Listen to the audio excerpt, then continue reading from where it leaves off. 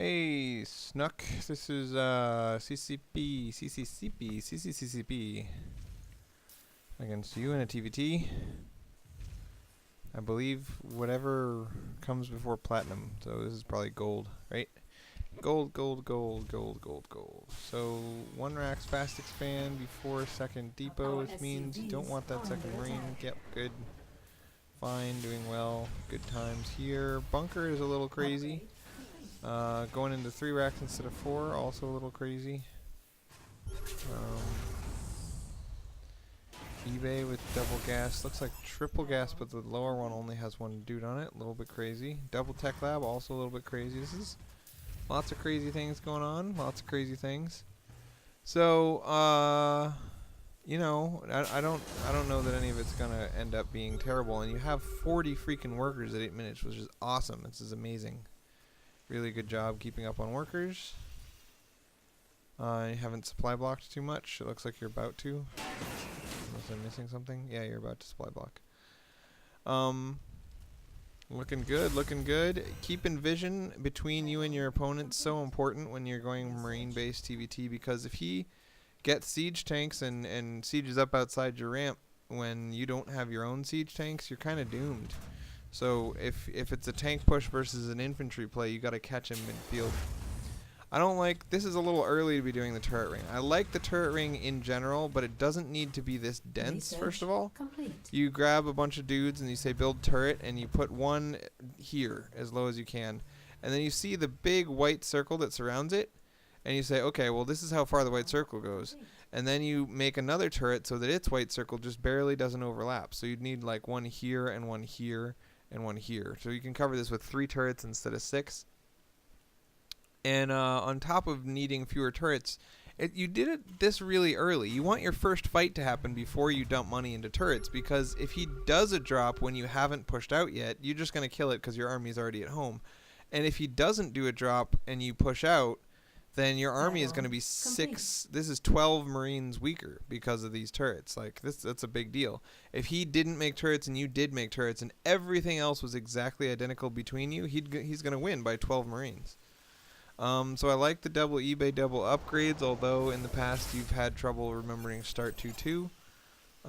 These guys are all idle for a bit. This is pretty well saturated, and this is perfectly saturated, so good.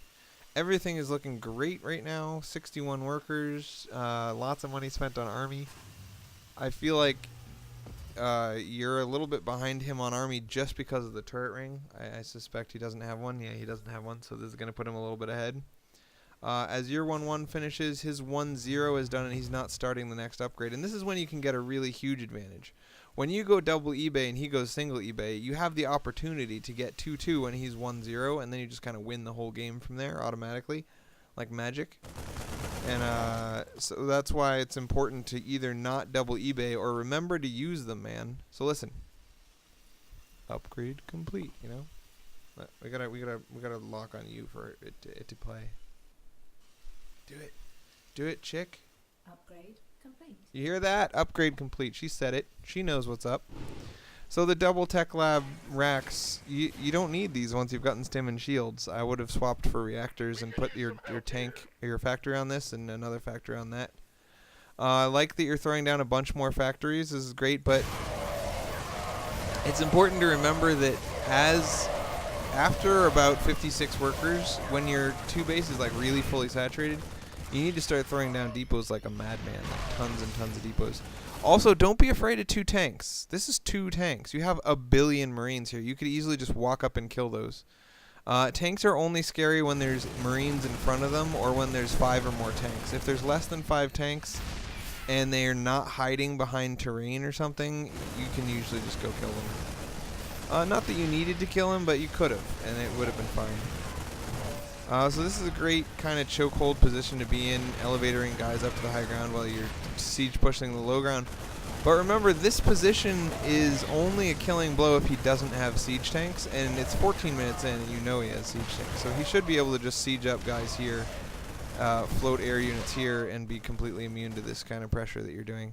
He's not gonna, because he's terrible, but you should be able to do that, just theoretically. And you're just gonna win from here. So good job on your economy. Great job on your macro. Good job with the positioning, and you just won the fight by a mile, and you won the game. So that was really good, just all around. I would definitely not have done this so early. You want to keep your army home ready to defend drops, and then push out, and then turret ring as after your first fight. So your first push out, you kind of hoping that he doesn't drop during that little tiny window. But what are the odds that during the 30-second window where you're walking across the field, he's going to do a drop? Not very good. So you're just taking that kind of risk, and then after the first fight has happened, that's when you can throw up turrets. Because you want to win that first fight. You have to have the bigger army right in that very moment. Because whoever wins that first fight usually is going to win the game in a big infantry versus infantry heavy TvT. So good work. Bye.